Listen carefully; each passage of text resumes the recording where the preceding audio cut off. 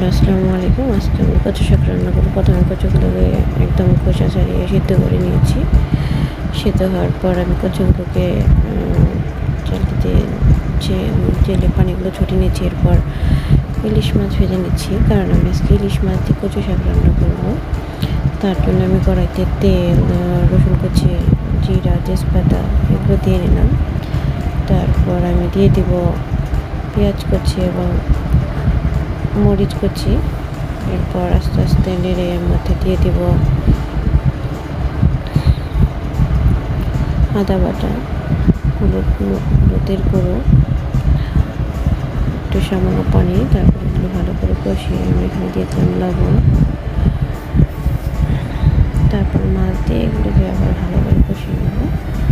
তারপর আমি ছড়িয়ে রাখা কচু শাকগুলো দিয়ে দেব। এরপর ভালো করে রান্না করে নামিয়ে নেব। একদম কচু শাক হয়ে গেছে। এটি ইলিশ